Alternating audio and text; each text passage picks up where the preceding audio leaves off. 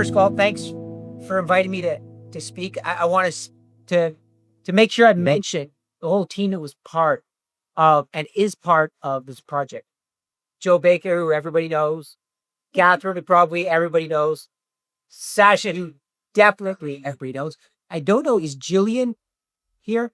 No. Okay, so Gillian Ramsay, and then Shruti, who is still on mat leave, and absolutely key person. And then Chris, you stepped in and being part of this. So first of all, and I think that's so important because it's indicative of how we have to address different things going on in our sport system.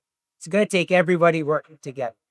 So the model for these different projects has to reflect how we're going to address things in sports. So our pool size project was exactly that. It was to identify what the size of the athlete pool is in Paralympic sport. Very specifically, I'm good actually right now. I've already adapted. We wanted to find out exactly how many people with different function were in Canada and where these people of different function were, so we could better find ways of aligning them with sport options. Okay. It came about from a common comment. If you talk to any Paralympic sport, and actually any parasport, and you ask them what do they need, they will always say, we need to recruit more. It's actually the only thing they agree on. So that makes a lot of sense. A couple of things we learned. First, we were getting a lot of our data from Stats Canada. We need to ask better questions. The questions they asked kind of skirted around what function people had. And they didn't ask anything related to sport and physical activity. So asking better questions. Everybody's familiar with the Future of Sport in Canada Commission report. Reminds us why data is going to be important. This is going to be critical. Understanding exactly how many people we need to design a sport system for. And changing the metrics. I heard somebody touch on using metrics other than podium performances. We're talking about the development space here. It shouldn't be about podium performances. It should be about something like a participation. Getting as many people involved as possible. Third thing, supporting high performance sport will support development, planning, and grassroots sport. You want to make sure that we allocate the right resources and develop the right infrastructure to maximize opportunities. Where do we need multi-sport accessible facilities? And what does accessible mean for different populations with different functions? Accessible means very different things. Click slides, full page.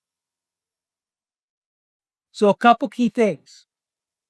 And as we're here in this space, I want to pause because we're starting to talk a little bit about numbers.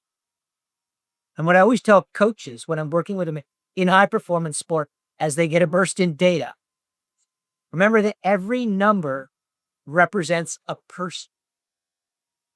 So as we're thinking about pool size and knowing, getting an idea of all these numbers, remember every one of those numbers is a person.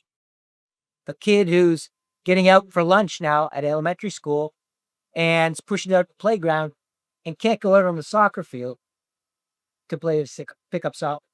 The person who is 35 years old, got injured at work, and is doing rehab and physical therapy right now, wondering what's next.